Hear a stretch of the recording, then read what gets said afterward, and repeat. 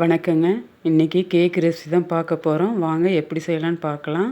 தேவையானதெல்லாம் எடுத்து வச்சுருக்குதுங்க. உங்களுக்கு எல்லாம் பவுலில் மிக்ஸ் பண்ண போடலே எல்லாம் சொல்கிறேன் எவ்வளோ வேணும்னு. ஒரு பவுல் எடுத்துக்கலாங்க. ஒரு பவுல் எடுத்துகிட்டு ஒரு கப் அளவுக்கு சர்க்கரை போட்டுக்கலாங்க. ரவை, பொடிச்ச ரவை, ஒரு டம்ளர் அளவுக்கு பொடிச்ச சர்க்கரை, ஒரு டம்ளர் அளவுக்கு மைதா மாவுங்க. நல்லா ஜலிச்சு எடுத்துக்கலாம். ஜலிச்சு எடுத்துட்டு ஒரு 2 ஹேப்பி பிஸ்கெட் எடுத்து பவுட்ரு பண்ணி வச்சுருக்குறேங்க. அதையும் போட்டுக்கலாம். அது கூடயே தயிர், பால் 1/2 டம்ளரு, எண்ணெய் 1/2 டம்ளரு, காஃபித்தூள் ஒரு ஸ்பூன் போட்டு மிக்ஸ் பண்ணி வச்சுருக்கிறேங்க. அதையும் ஊற்றி நல்லா விக்ஸ் எடுத்து நல்லா கலக்கி விட்டுக்கலாங்க. விஸ்க் இருந்ததுன்னா நல்லா கலக்கி விட்டுக்கலாம். கட்டி இல்லாமல் நல்லா கலக்கணும். இந்தளவுக்கு நல்லா கெட்டியாக கலக்கணுங்க. எல்லாம் ஒன்றா மிக்ஸ் ஆகி வரும். மிக்ஸ் ஆகி வந்ததுமே நம்ம ஒரு 1/2 ஸ்பூன் சோடா உப்பு, பேக்கிங் சோடா ஒரு ஸ்பூன் போட்டுக்கலாங்க. Baking soda 1 spoon, vanilla essence கொஞ்சம் ஊற்றிக்கலாங்க.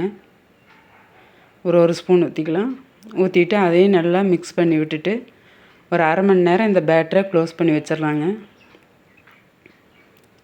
1/2 மணி நேரம் கழித்து எடுத்து பார்க்கலாம். போதுங்க, இந்த அளவுக்கு போதும். கேக் டின்னில் வெண்ணெய் தடவி வச்சுருக்கிறேன். கொஞ்சம் மைதா மாவு போட்டு எல்லாம் டிப் பண்ணி எடுத்துக்கலாங்க. மைதா மாவு போட்டு நல்லா டேக் பண்ணிக்கலாம்.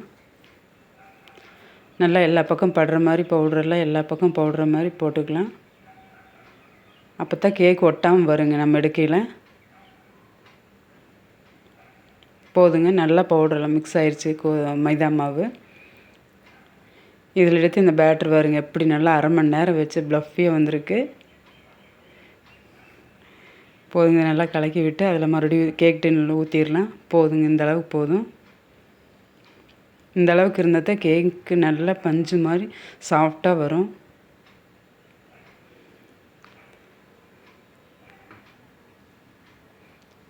இந்த அளவுக்கு எடுத்து ஊற்றிக்கோணுங்க.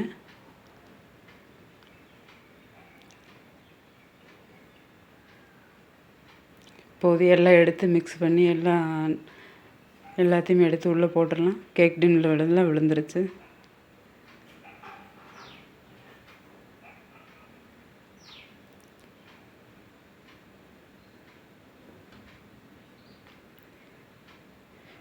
கேக் டின்னில் சேர்த்தியாச்சுங்க.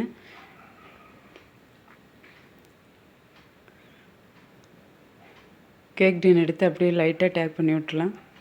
இப்படி இந்த மாதிரி பண்ணோம்னா கொஞ்சம் எல்லாம் ஹேர் பபிள்ஸ் எல்லாம் நல்லா நீட்டாக இருக்கும். நம்மளுக்கு நல்லா எந்த ஒரு இதுவும் இல்லாமல் கேக்கு நல்லா பஞ்சு மாதிரி கிடைக்கும். பாஞ்சு மாதிரி போதுங்க. இப்போ அடுப்பில் பாத்திரம் 10 நிமிஷம் ஃப்ரீ ஹீட் பண்ணி வச்சுருக்கிறேன். நான் சிம்மிலே வச்சு ஆனில் வச்சு நல்லா ஹீட் ஆயிடுச்சு. நல்லா சூடாயிடுச்சுங்க. எடுத்துகிட்டு நம்ம ரெடி பண்ணி வச்சு அந்த கேக் டின் எடுத்து உள்ளே வச்சிடலாம்.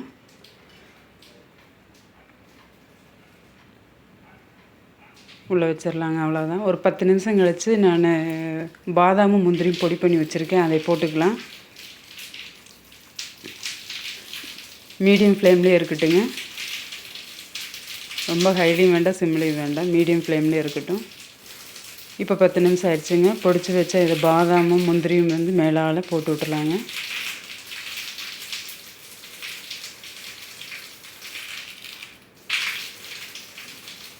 எல்லாம் தூவி விட்டுட்டு மறுபடியும் இன்னொரு 10-15 நிமிஷம் இருக்கட்டுங்க. இப்போ எடுத்து பார்க்கலாங்க. நல்லா குக் ஆயிடுச்சு. இப்போ டூத் பிக்கோ ஒரு நைஃபோ ஏதோ ஒன்று வச்சு பார்க்கலாங்க. ஒட்டாமல் வந்ததுன்னா வெந்துருச்சுங்க. ஒட்டாமல் வந்துருச்சு. சூப்பராக வந்திருக்குதுங்க. இப்போ இதை வெளியே எடுத்து ஒரு பிளேட்டுக்கு மாற்றிக்கலாங்க.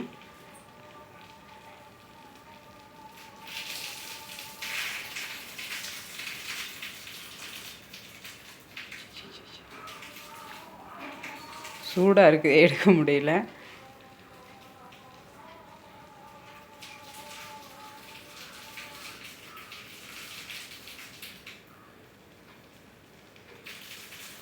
எடுத்துடலாங்க. இப்போ எடுத்து ஒரு தட்டில் வச்சுட்டு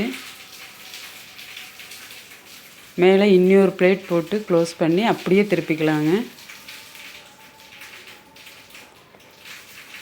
நல்லா வந்திருக்குதுங்க. சைடெல்லாம் எடுத்து விட்டுக்கலாம். இப்போது அந்த நைஃபை வச்சு நல்லா சைடெல்லாம் எடுத்து விட்டுக்கலாம்.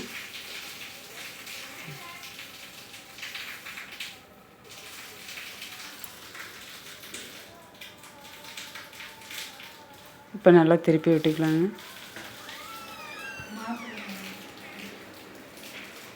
திருப்பி போட்டாச்சுங்க. மேலேயும் நல்லா தட்டி விட்டுட்டு நம்ம எடுத்தோம்னா அப்படியே வந்துடுங்க. அவ்வளோ அழகாக வந்திருக்குது. ஸ்பாஞ்ச் மாதிரி கேக்கு ரெடி ஆயிடுச்சுங்க. இப்போ திருப்பி பார்க்கலாம்.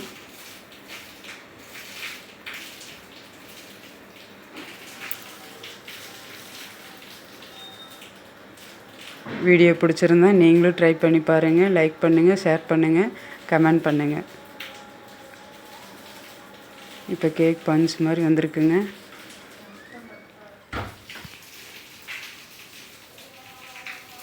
சூப்பராக இருக்குது. வெட்டையிலேயே நல்லா வந்திருக்கு. இந்த வீடியோ நீங்களும் ட்ரை பண்ணி பாருங்கள். தேங்க்ஸ் ஃபார் வாட்சிங்.